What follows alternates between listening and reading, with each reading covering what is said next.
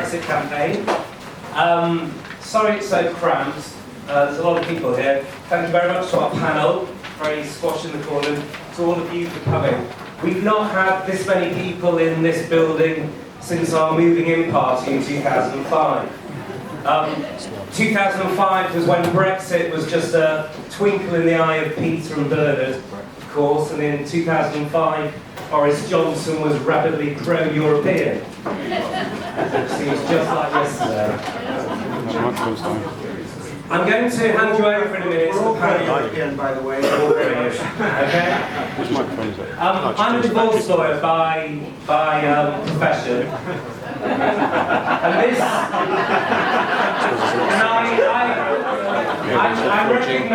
I recognise this as a 40-year marriage that has had its ups and downs over the years, and it feels as if we're the children of this marriage and we're being asked to vote on whether our parents should stay together or not after 40 years of a marriage.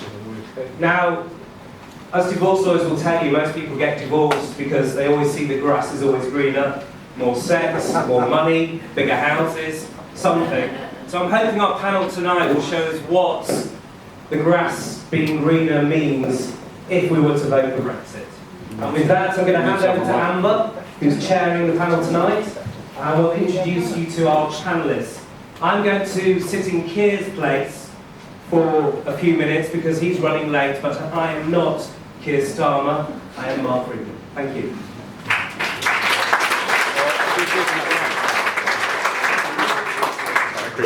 Good evening, thank you all for coming. My name is Amber and I'm the Deputy Head of Politics at Sky News, and I'm joined by a prestigious panel here this evening. We're going to start with our three big friends at the end, essentially, and they're going to talk to us for 5 minutes about three different areas about this European referendum that are especially interesting. But I'll just quickly introduce everyone. Keir, who's going to join us later, is the MP for Ovens OBE. And then next to him we have Matthew Goodwin, who is Professor at the University of Kent and the Camden House. Next to him is John Porters. He is Principal Research Fellow at the National Institute of Economic and Social Research, on NIESR, for the those that can say it. And then next to him we have Charles, who is Director at the Centre for European Reform. And then we are joined by Peter Lilley, who is MP for Hitchin and Harpenden, and the only serving MP to have negotiated a successful free trade deal, which I think is quite a boast. And then next to him is Baroness Royall of Leiston, which is in the Forest Dean, and she's a member of the House of Lords and is working with the Remain campaign. Next to her we have Bernard Jenkin, who is sits on the board of Lilley and is also MP for Harwich and North Essex. And then finally, on the end, we have Michelle, who runs EU Small Business, which encourages small businesses to vote to remain. Perfect. So I think what we will do is start with you, Matthew. And Matthew's going to talk to us about the latest polls and what they mean for the vote on the 23rd of June. Yeah, sure. Thank you all for coming along. Could you stand up? It's a lot easier. Yeah, sure. I'll stand up if you want me to. Yeah. Okay. Then I don't have a mic, so. There we go. Go like a talk show host now. Okay. Thanks for coming along. What a day to be discussing this. The deadline for registration to vote passes midnight tonight. So once you leave here, if you've not registered, you have about 3 hours to do so. And it is incredibly tight. Just before I came here, I calculated the average support for both sides in all of the opinion polls since PERDA began, so over the last 10 opinion polls. Leave is on 45%, Remain is on 44%, Don't Know is on 11%. Now, there's a big debate, as some of you will know, about which of the polls are more accurate. Are the telephone polls more accurate? Are the online polls more accurate? One of them is going to experience a lot of reputational damage on June the 24th. The online polls are right, basically, and assuming they don't change much between now and the referendum, then we are, you could argue almost certainly heading for Brexit. If the telephone polls are right, then we're heading for a Remain win, and perhaps a pretty comfortable Remain win. But they are telling two very different stories. In the betting markets, we are heading for a Remain win. They expect a 54% vote for Remain, which is exactly the same, more or less, as surveys of experts. The Remain vote are between 54 and 56%. Now, some of you will be thinking, all of the experts were wrong last year, all of the academic forecasts were wrong last year, and a lot of the polls were wrong last year. Let me just sort of leave you with one thought. The opinion polls have actually been very accurate this year. They were very accurate with the London mayoral elections, for example. They were also very accurate with the Scottish results, particularly the online polls. And it's the online polls that are putting Brexit 1 or 2 points ahead of Remain. So there really is everything to play for. And within that debate, there are also some very noticeable differences on turnout. It is still the case in most opinion polls that Leave voters are more likely to say they're enthusiastic about the referendum, and they're more likely to turn out at the referendum. So there is a inbuilt advantage, if you like, for the Leave camp. So with 16 days to go, it is incredibly close. So good that we're having this debate. So thank you very much.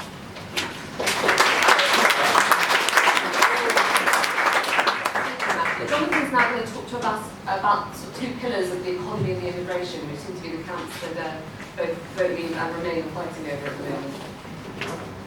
Thank you very much. So, if you look at Matt's Twitter profile, his pinned tweet says, it simply says, the EU referendum in one chart. And what it basically shows is that if you care about the economy, you're very likely, and don't care very much about immigration, you're almost certainly a Remain voter. Whereas if you're not that bothered about the economy and you care quite a lot about the immigration, you're almost certainly a Leave voter. So this referendum really is a story of 2 issues. And that's in complete contrast, of course, to the referendum we had 40 years ago in 1975, when immigration was not an issue at all. It really didn't tell you very much at all about how people were going to vote. So that really is how the referendum has been framed. So what, how should we think about these 2 issues?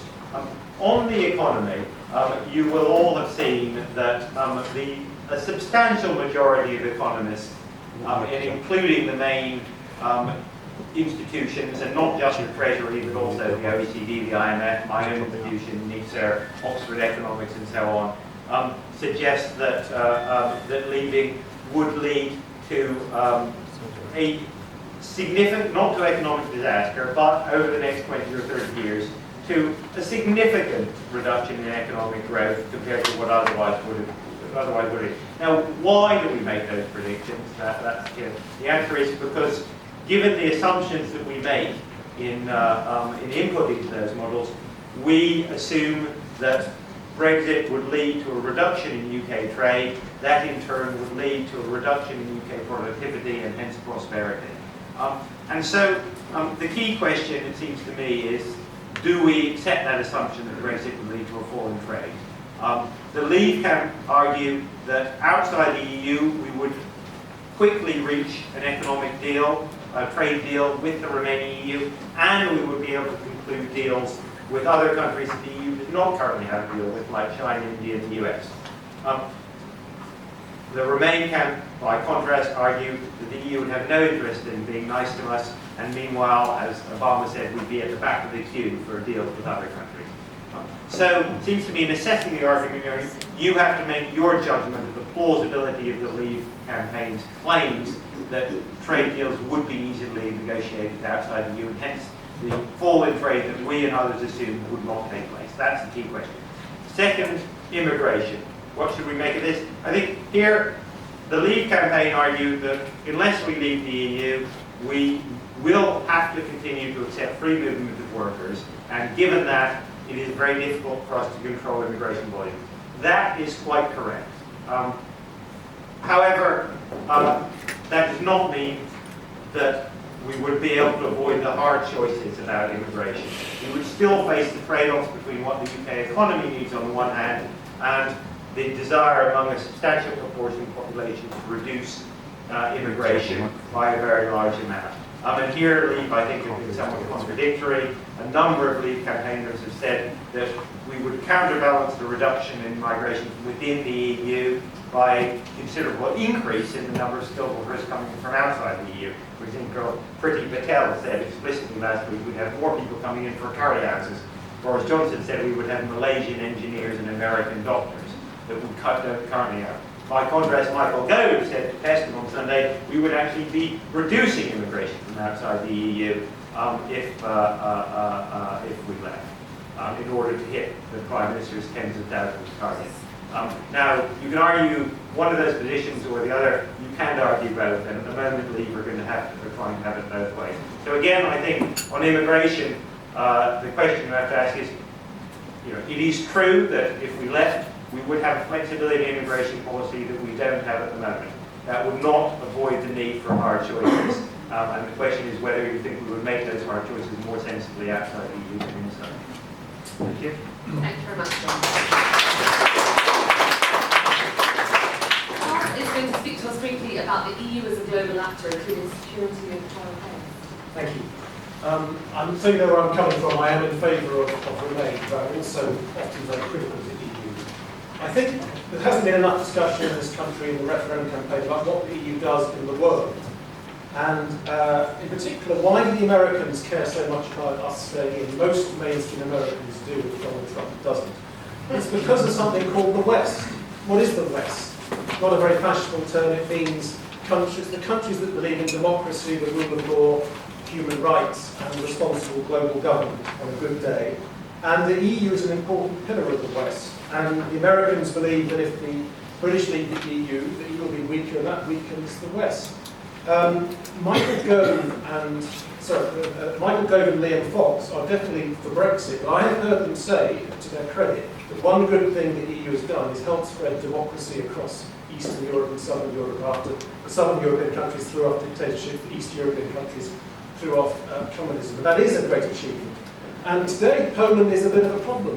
The new Polish government is interfering in the Constitutional Court, so the Commission is intervening, trying to persuade it and chivvy it, and if necessary, force it to behave better. If Poland wasn't in the EU, one couldn't uphold these standards. So that's what the EU stands for. The second point, EU foreign policy. Now, it's not always a great player in foreign policy. I'll acknowledge the EU's done nothing of note in the Middle East peace process, more than anybody else. But sometimes the EU makes a difference. Somalia is a country that matters to some people in Camden. The British have got the EU working on Somalia.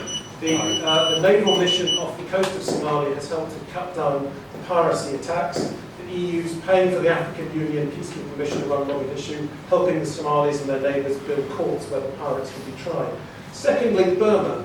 The EU had a great idea in 2012, again led by the British, who know Burma quite well. They said to the military government, if you release the political prisoners and allow the National League for Democracy to contest elections, we'll remove the EU sanctions that are hurting your economy. The generals agreed and played the game, and Burma's moved some way, they're not perfectly, towards democracy since. Thirdly, Iran. Iran has had for many years a program building, if not nuclear weapons, building the ability to make nuclear weapons. The EU led the diplomacy to try and persuade them to stop. The Americans, Chinese and Russians later joined in and were all helpful in different ways. But it was an EU-initiated program. The EU sanctions really hurt the Iranians. There's now been a deal that Obama struck, and the EU with the Iranians have set aside the nuclear program. So finally, Ukraine and Russia.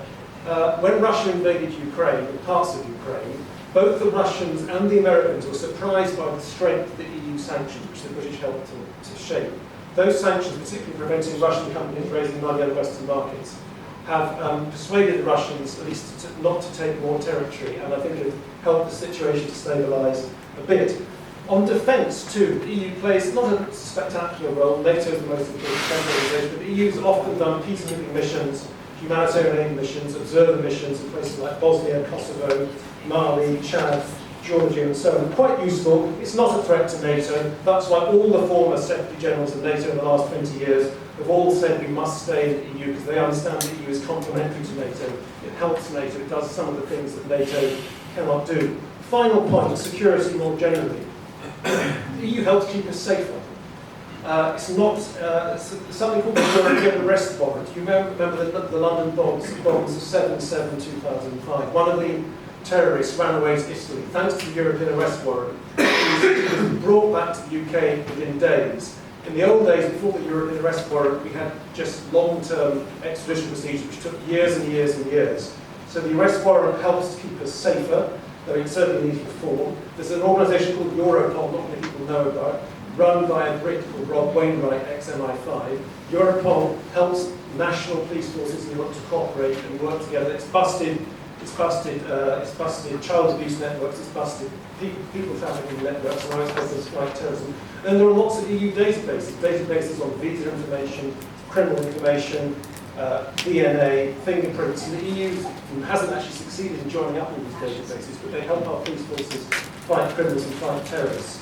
So that's why, as far as I'm aware, all the chiefs of police in the UK are quite keen that we should stay in the EU. And Sir John Sawyer, the former head of MI6, and Mr Evans, the former head of MI5, have both said the same thing. So I think whatever the economic benefits for you, which we're going to talk about, don't forget its global role as an important pillar of the West. Don't forget its role in helping shape Western foreign policy, and don't forget its role in keeping us a little bit safer than we'd otherwise be. Thank you.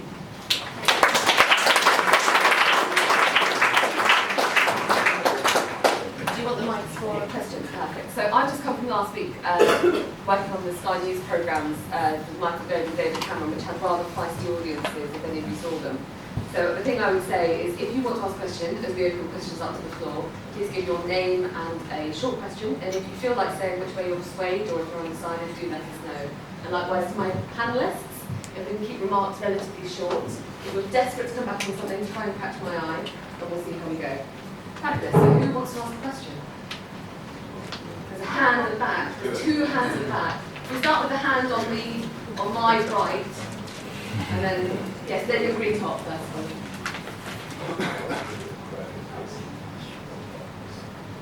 Hello, my name is Monica Bravo. I'm at London Metropolitan University.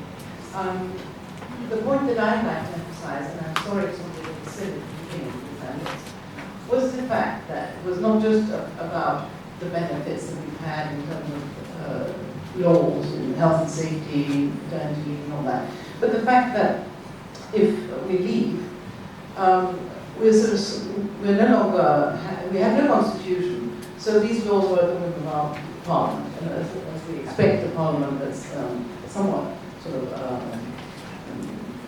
reluctant to do anything for us, and quite sexist as well, then we would be exposed to having a whole lot of anti-discrimination laws. You need to have a mic. Using the wrong mic. We've lost you slightly at the end. You need to have a mic. Hopefully Make we've got us the away. gist of that, more or less. So I think what's